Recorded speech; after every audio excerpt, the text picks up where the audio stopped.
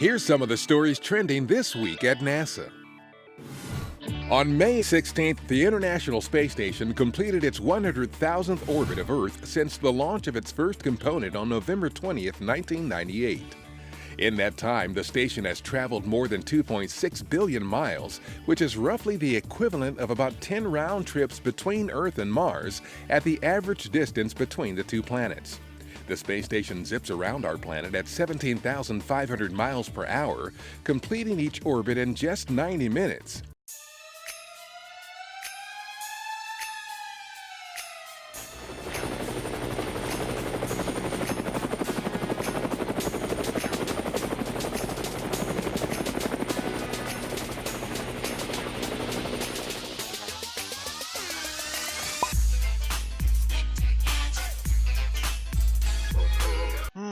What's this?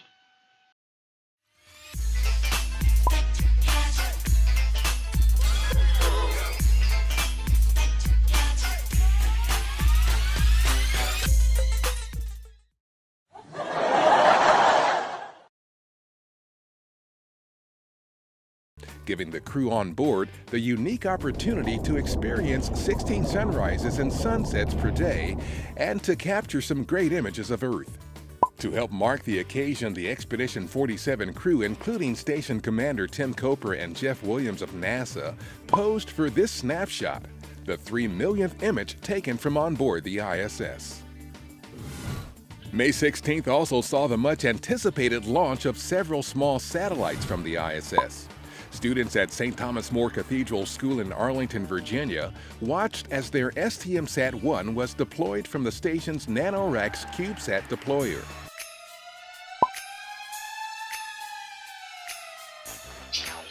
You gotta ask yourself, how does this satellite stay in orbit? As you can see, when it's deployed, it's dropped and it's falling towards the Earth. I don't think it has boosters to maintain its velocity, does it? What's this?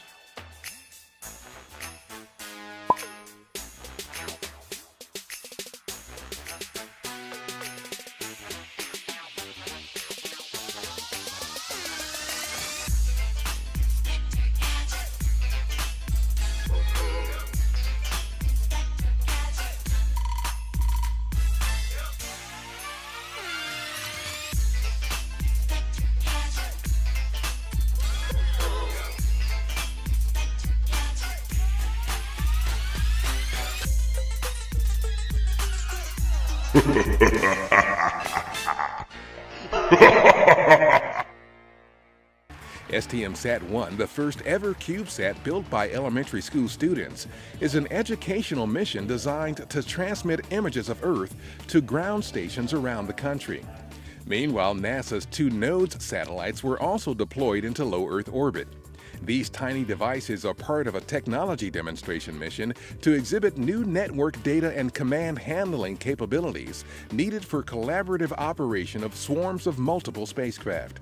Both missions launched to the ISS on December 6th aboard Orbital ATK's Cygnus Cargo Resupply spacecraft. Deputy Administrator David Newman was among the NASA officials to attend the Humans to Mars Summit 2016 at the George Washington University in Washington. The 3-day event, which kicked off May 17th, addressed the technical, scientific, and policy challenges of making human exploration of Mars a reality. In addition to remarks by Newman, the event also featured NASA's chief scientist,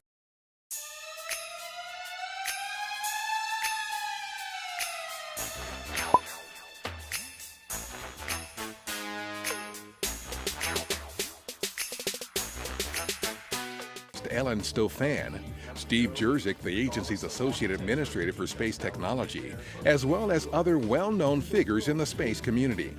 NASA is on an ambitious journey to Mars that includes sending humans to the Red Planet in the 2030s. When NASA's Orion spacecraft makes water landings at the end of future deep space missions, astronauts inside will experience the mission's greatest deceleration and some of the greatest forces on the human body.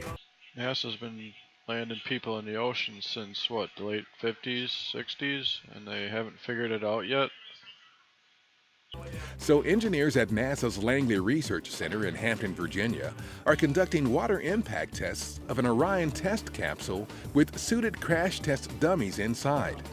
Data gathered with the help of these special passengers will be used to design safeguards and features to reduce the risk of astronauts being injured during splashdown landings in the ocean.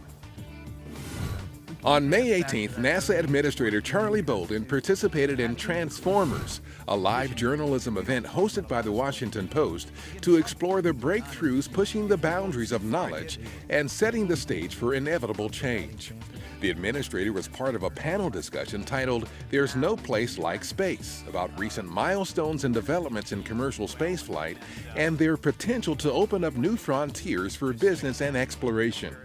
Other panelists included Julie Van Cleek of Aerojet Rocketdyne, George Whitesides of Virgin Galactic, and Andy Weir, author of the book The Martian.